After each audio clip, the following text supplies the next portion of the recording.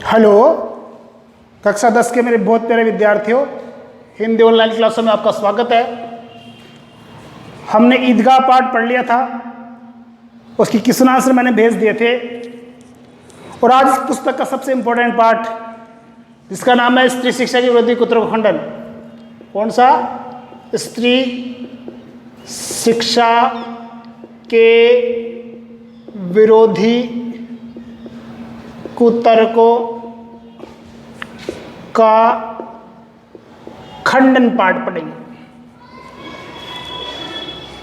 ये पाठ आज के इस दौर में अपनी अहम भूमिका रखता है, बहुत महत्व रखता है। द्विवेदी जी ने इस पाठ में ये बताया है कि आज के इस युग में पुरुष और स्त्री समान रूप से अपनी अहमियत रखते हैं, लेकिन कुछ लोग हैं जो स्त्रियों को अनपढ़ रखना अपना सौभाग्य समझते हैं, उनको पढ़ाते नहीं हैं, उनके साथ भेदभाव करते हैं। ऐसी परिस्थिति में ये पाठ आज बहुत कारगर सिद्ध होता है। पाठ की रूपरेखा देखें। स्त्री शिक्षा के विरोधी कुतर्क, मतलब कुछ लोग स्त्री शिक्षा के विरोधी हैं और वो क्या करते हैं? कुतर्क देते हैं।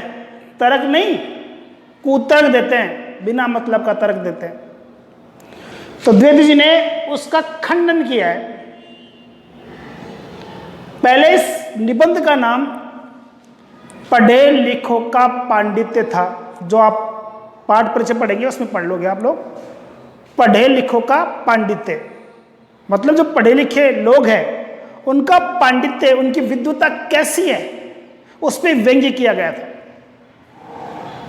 लेकिन बाद में जब द्विवेदी जी की जो पुस्तक है महिला मोद, उस महिला मोद में इसको संकलन किया गया, तो इस पाठ का नाम रख दिया गया स्त्री शिक्षा के विरोधी कुतर्कों का खंडन। अब स्त्री शिक्षा का विरोध कौन लोग करते हैं?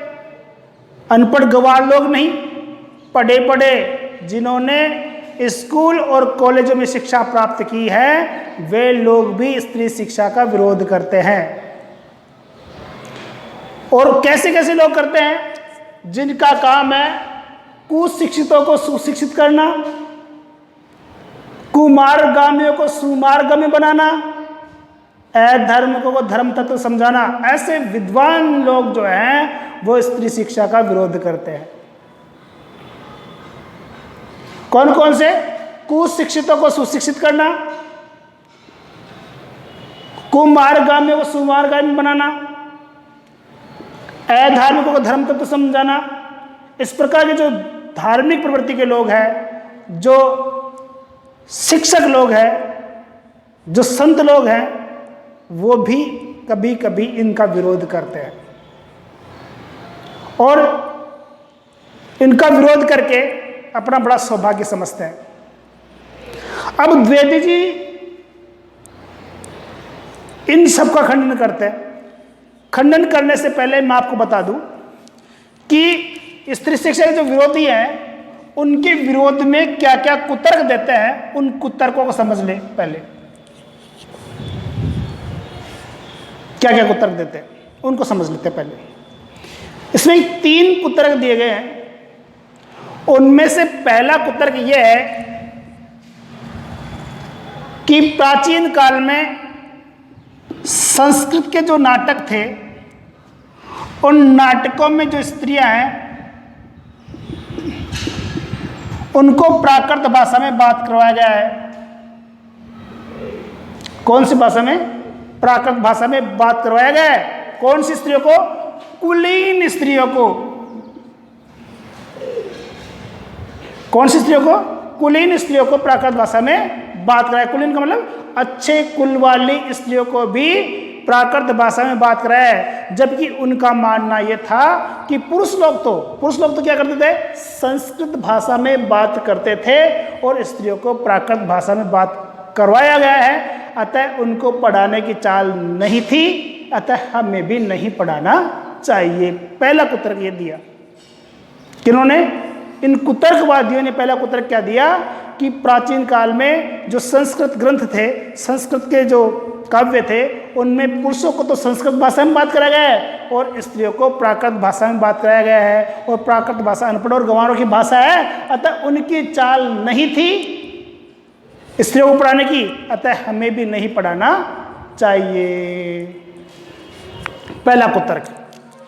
दूसरा कुतर्क ये दिया कि पढ़ी लिखी स्त्रियां अनर्थ करती है। क्या करती है? पढ़ी लिखी स्त्रियां अनर्थ करती है।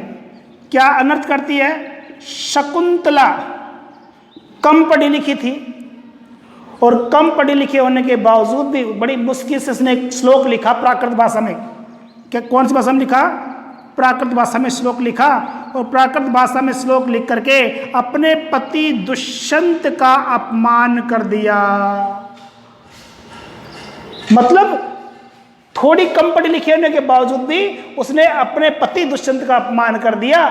अगर ये पढ़ी लिखी नहीं होती तो अपने पति का अपमान नहीं करती, इसलिए पढ़ी लिखी स्त्रियां अनर्थ करती है।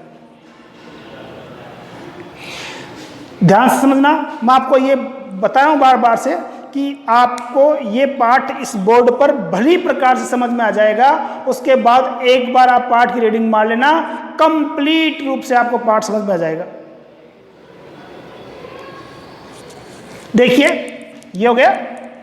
तो पढ़ी लिखी स्त्रियां क्या करती है? अनर्थ करती है। और तीसरा जो तर्क दिया उन्होंने वो ये दिया कि स्त्रियों को प्राकृत भाषा पढ़ाना उनको बर्बाद करने के बराबर है। उनको बर्बाद करने के बराबर है, क्योंकि प्राकृत भाषा गंवारों की भाषा है, अपढ़ों की भाषा है, ऐसा मानते हैं ये। कौन लोग? कुतर्कवादी लोग एक मानते हैं। तो ये तीन कुतर्क दिए कि प्राचीन काल में कुलीन स्त्रियों को प्राकृत भाषा में बात गया है और पुरुषों को संस्कृत भाषा में बात करवाया है। पुरुषों को कौन सी भाषा में? संस्कृत भाषा में बात करवाया गया है। अतः पुरुष लोग पढ़े लिखे थे और स्त्रियां अनपढ़ थी। दूसरा कुतर्क यह दिया कि अनर्थ करती है स्त्रियां, पढ़ी लिखी स्त्रियां। कैसे अनर्थ करती है? कि शकुंतला जो एक पात्र है नाटक की, उसने अपने पति दुष्यंत का एक श्लोक लिख करके अपमान कर डाला। अगर वो पढ़ी लिखी नहीं होती तो अपने पति का अपमान नहीं करती। तीसरा कि इन स्त्रियों को प्राकृत भाषा उनको बर्बाद करने के बराबर है, क्योंकि प्राकृत भाषा अपढ़ और गंवारों की भाषा है। एक कुतर्क दिए। अब विद्यार्थियों ध्यान दें, ये तो हो गए कुतर्क, ये क्या हो गए? अपने कुतर्क हो गए सारे। अब क्या करना अपने को? इनको खंडन करना है, इनको गलत सिद्ध करना है।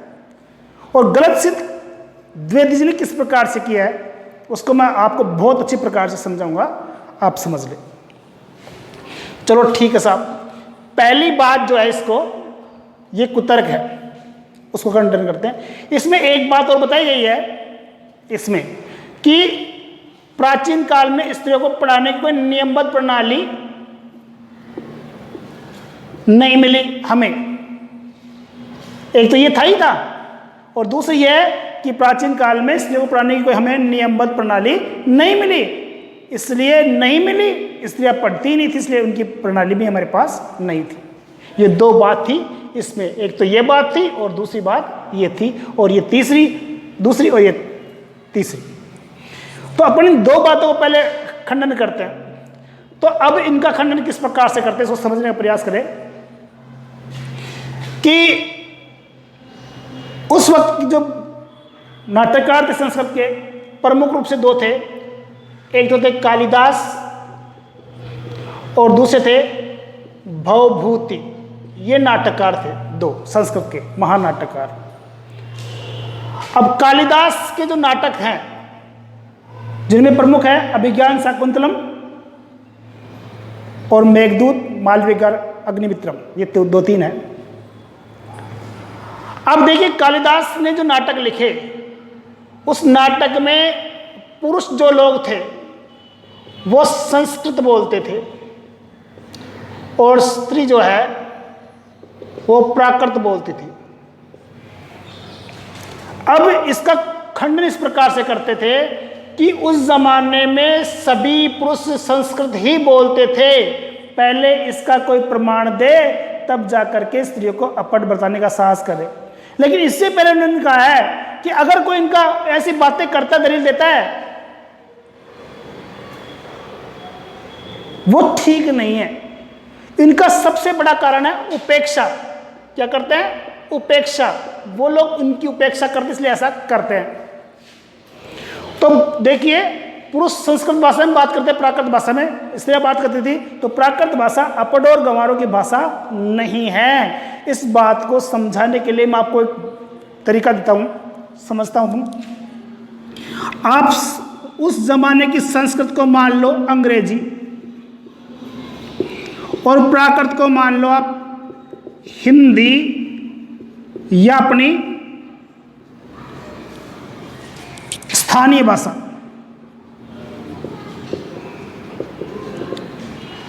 देखिए, अब मुझे ये बताओ कि क्या हिंदी पढ़ने वाले लोग अनपढ़ और गंवार होते हैं क्या? नहीं होते हैं। जिस प्रकार से अंग्रेजी पढ़ने वाले लोग विद्वान कहे जाते हैं, उसी प्रकार से हिंदी पढ़ने वाले लोग भी हैं, वो भी विद्वान कहलाते हैं। जैसे हम राजस्थान में रहते हैं, राजस्थानी भाषा के जो पढ़े लिखे लोग हैं वो भी विद्वान होते हैं। राजस्थानी भाषा का अपना एक साहित्य होता है। और ये कोई गारंटी नहीं है कि सभी लोग अंग्रेजी ही बोलते हैं। अंग्रेजी बोलने वाले अधिकांश लोग भी हिंदी ही बोलते हैं। तो फिर हिंदी बोलने वालों को अपन अनपढ़ और गंवार कैसे कह सकते हैं? नहीं कह सकते, गलत है। अतः प्राकृत बोलना अनपढ़ों और गंवारों की भाषा नहीं है। जिस प्रकार से लोग संस्कृत पढ़ करके विद्वान होते थे, उसी प्रकार से प्राकृत बोलने वाले जो लोग भी विद्वान हुआ करते थे। अगर इसको थोड़ा बैक में जाए तो हमारी जो वैदिक काल है, वैदिक काल में जो स्त्रियां हैं, ऋषियों की जो पत्नियां हैं, वो संस्कृत ही बोलती थी। उनकी संस्कृत कोई गंवार संस्कृत नहीं थी। साथ ही, अब आप इसको इस प्रकार समझें, साथ ही भगवान बुद्ध ने जो संदेश दिए वो सब प्राकृत भाषा में दिए।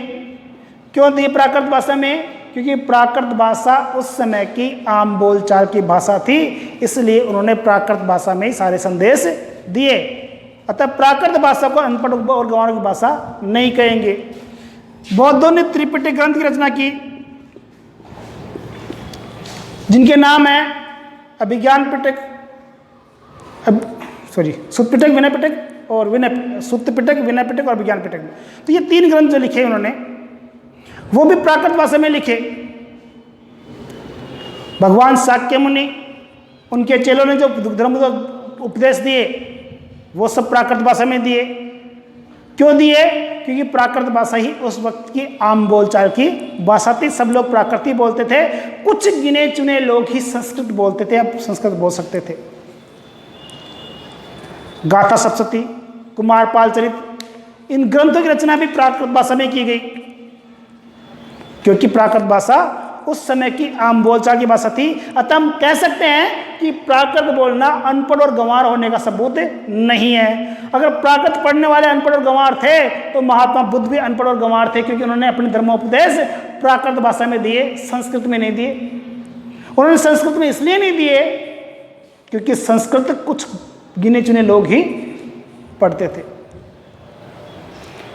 और तो और थेरी गाथा में सैकड़ों जो स्त्रियां हैं, उनकी पद्य रचनाएं मिलती है, वो सब की सब प्राकृत भाषा में ही लिखी गई है। अतः प्राकृत भाषा को अनपढ़ों की भाषा कहना ठीक नहीं है। चलो ठीक है साहब, तो अतः ये बात तो सिद्ध हो गई कि संस्कृत भाषा पुरुष ही बोलते थे, जो प्राकृत भाषा स्त्री बोलती थी, और स्त्री अनपढ़ और गंवार थी। ये बात हमने खंडन कर दी कि प्राकृत जो भाषा है वो अनपढ़ों और गंवारों की भाषा नहीं है।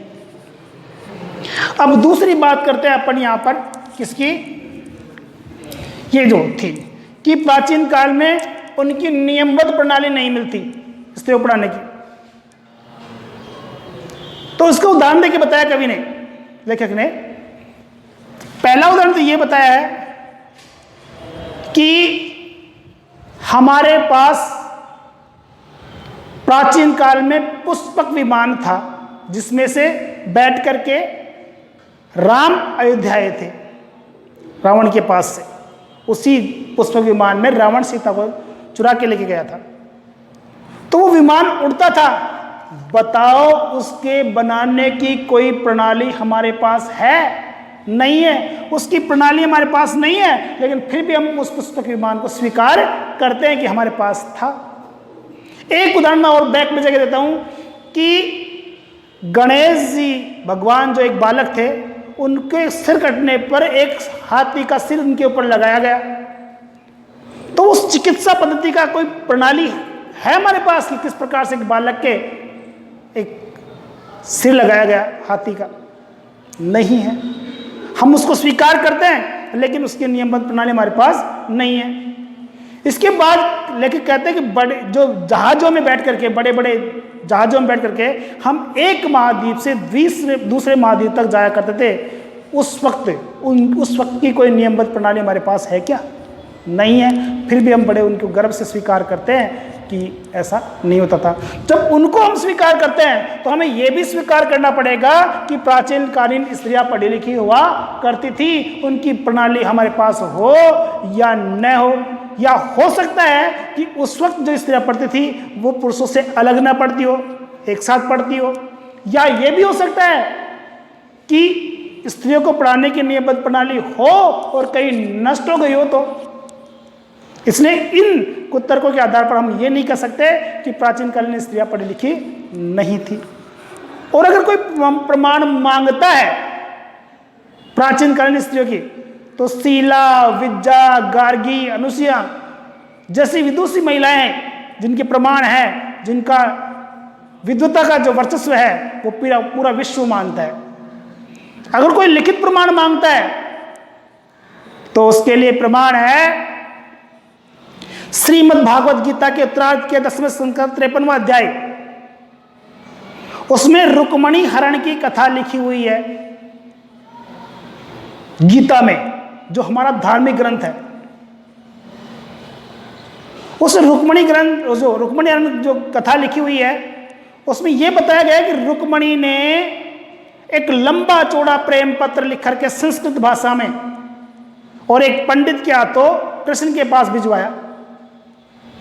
वो तो प्रमाण है, वो तो गीता में लिखा हुआ है। और गीता जो है हमारा सबसे बड़ा धार्मिक ग्रंथ है। तो लोग उसका प्रमाण क्यों नहीं लेते और उसको झूठा क्यों साबित करते हैं? और रही बात नाटकों की, तो नाटक तो उसके बाद की बात है। और कोई अगर ये कहे कि गीता में लिखी हुई ये बात झूठी है, कोरी कपोल कल्पना है, तो नाटकों की बात तो उससे भी गई बीती समझनी चाहिए। ये शब्द इसलिए प्रयोग कर रहा हूं क्योंकि पुस्तक में ऐसा ही है। अगर गीता को लिखा हुआ को अपन ऐसे समझेंगे कि तो कोरी कपोल कल्पना है, तो ये तो है ही कपोल कल्पना ही। इसमें तो लिखा गया ऐसी कल्पना के आधार पर है। और मेरा मन ये कहता है कि कालिदास ने ऐसा लिखा, इसका कारण यह भी हो सकता है कि कालिदास को भी उसकी स्त्री ने प्रताड़ित किया था। शायद इसके कारण से वो उससे उपेक्षा रखते हो। इस कारण से उन्होंने अपने ग्रंथों में, अपने नाटकों में स्त्रियों को प्राकृत भाषा में बात करवाया और पुरुषों को सम्मान देने के लिए संस्कृत भाषा में बात करवाया। अतः हमारी ये दो बातें कंप्लीट हो गई कि जो प्राकृत भाषा है वो अनपढ़ों की भाषा नहीं है, विद्वानों की भाषा है। और दूसरी बात ये भी थी कि उनकी कोई नियमबद्ध प्रणाली नहीं मिलती। इसका भी हमने खंडन कर लिया है। अब बात आती है अनर्थ। वो कहते हैं कि पढ़ी लिखी स्त्रियां अनर्थ करती है। जैसे शकुंतला ने किया, उसने प्राकृत भाषा में एक श्लोक लिखा और दुष्यंत का अपमान कर दिया। उसने जो दुष्यंत का अपमान किया वो पढ़ने लिखने का परिणाम नहीं था, दुष्यंत के द्वारा किए गए दुर्व्यवहार का परिणाम था। दुष्यंत ने क्या दुर्व्यवहार किया उसके साथ? दुष्यंत ने शकुंतला से विवाह किया, और कौन सा विवाह किया? गंधर्व विवाह किया।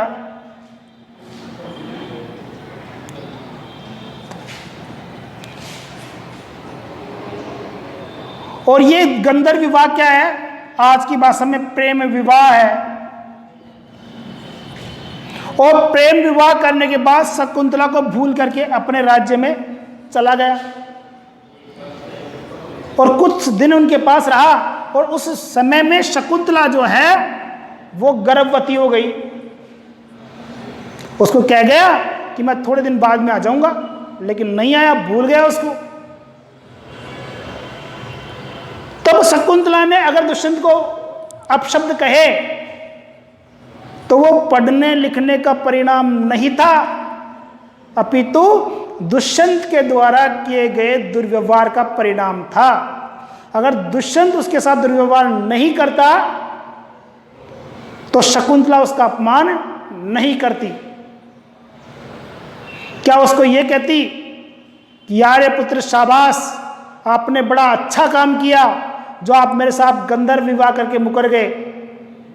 नहीं, यह उसके द्वारा किए गए दुर्व्यवहार का परिणाम था। इसके अलावा एक उदाहरण और देते हैं कि पढ़ी लिखी स्त्रियां अनर्थ करती हैं, तो उसमें एक उदाहरण दिया सीता का। सीता से अधिक साध्वी स्त्री नहीं सुनी हमने।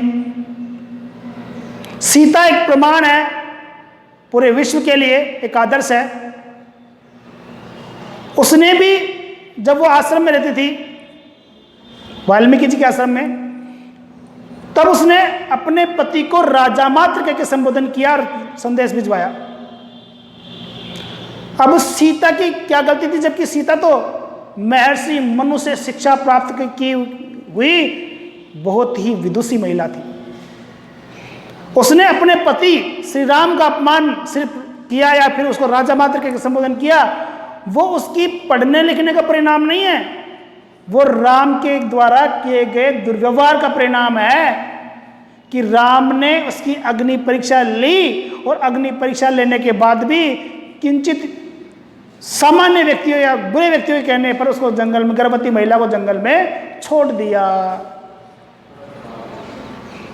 तो इस प्रकार से उनका अपमान सीता ने नहीं किया। नीति की बात जानने वाले महर्षि वाल्मीकि जी ने भी इस बात को पुष्ट किया है कि राम का व्यवहार बुरा था। तो अतः पढ़ी लिखी स्त्री अनर्थ नहीं करती है, पुरुषों के द्वारा किए गए कार्य अनर्थ करते हैं। और शिक्षा से कभी अनर्थ नहीं होता है। क्या पढ़े लिखे पुरुष अनर्थ नहीं करते? चोरी करना, डाके डालना, नरहत्या करना, ये सब लोग पुरुष ही करते हैं और पढ़े लिखे पुरुष करते हैं। जब पुरुष ऐसा करते हैं तो क्या किसी ने ये शिक्षा दी है, क्या ये कहा है कि सारे स्कूल और कॉलेज बंद हो जाने चाहिए? नहीं किया। प्राकृत गंवारों और अनपढ़ों की भाषा नहीं है, ये हमने पहले भी सिद्ध कर लिया, फिर कर रहे हैं। क्योंकि प्राकृत भाषा अनपढ़ नहीं हो सकते, गंवार नहीं हो सकते, क्योंकि प्राकृत भाषा जो है वो विद्वानों की भाषा नहीं है। हजारों ग्रंथ उसमें लिखे गए हैं और उनको बर्बाद करना नहीं है। बर्बाद करना क्यों नहीं है? क्योंकि शिक्षा उस जमाने में जो दी जाती थी, फूल तोड़ने की, हार गूंथने की, पैर मलने धोने की, रंगोली बनाने की, इस प्रकार की शिक्षाएं दी जाती थी। तो कौन विज्ञ पुरुष ऐसी बात मन से निकालेगा कि प्राचीन काल में स्त्रियां पढ़ी लिखी नहीं होती थी? और फिर वो कहते हैं कि मान लो प्राचीन काल में स्त्रियों को पढ़ाने की आवश्यकता नहीं थी, अब तो है, इसलिए अब तो पढ़ाना चाहिए। हमने पुराने नियम, पुराने कानून, पुरानी प्रथाएं तोड़ दी, जो सड़ी गली थी, जो बेकार थी, जो अपशिष्ट थी। तो हम सब मिलकर के जो स्त्रियों को अनपढ़ रखने की जो परंपरा है, जो चाल है, उसको भी हम आज तोड़ने का प्रण ले, प्रतिज्ञा ले। हमें यह ध्यान रखना चाहिए, जो लोग स्त्रियों पर दुर्व्यवहार करते हैं, उस पर अत्याचार करते हैं, वो मानवीय स्वभाव का किंचित भी ध्यान नहीं रखते हैं। तो किन्हीं भी परिस्थितियों में औरतों पर अत्याचार नहीं करना चाहिए, उनके साथ दुर्व्यवहार नहीं करना चाहिए, उनके साथ भेदभाव नहीं करना चाहिए। अगर किसी को लगता है कि वर्तमान शिक्षा प्रणाली अच्छी नहीं है, उनमें संशोधन की आवश्यकता है, तो संशोधन करो। कहाँ शिक्षा देनी है, किस प्रकार की देनी है, कितनी देनी है, इस पर मन में जब बहस करो, चर्चा करो, लेकिन ये मत कहो कि पढ़ने में कोई अवगुण है, स्त्री शिक्षा में कोई अवगुण है। ऐसा कहना 16 आने मिथ्या है, झूठा है। इस प्रकार से द्विवेदी जी ने इन स्त्री शिक्षा की जो विरोधी है, कुतर्क है, उनका खंडन किया। आपको इस पाठ को पढ़ना चाहिए। पढ़ने के बाद में मैं कल आपको इसकी क्वेश्चन आंसर भेज दूंगा। आपको उन क्वेश्चन आंसर को तैयार करना है, याद करना है। कुछ इंपॉर्टेंट क्वेश्चन भेजूंगा, आपको उनको अपने नोटबुक में उतार करके और फिर उसको लिखना है। इस पाठ में भाषा जो है वो हिंदी खड़ी बोली है, और मुहावरों का विशिष्ट प्रयोग किया गया है। भाषा शैली जो इनकी है वो साहित्यिक है।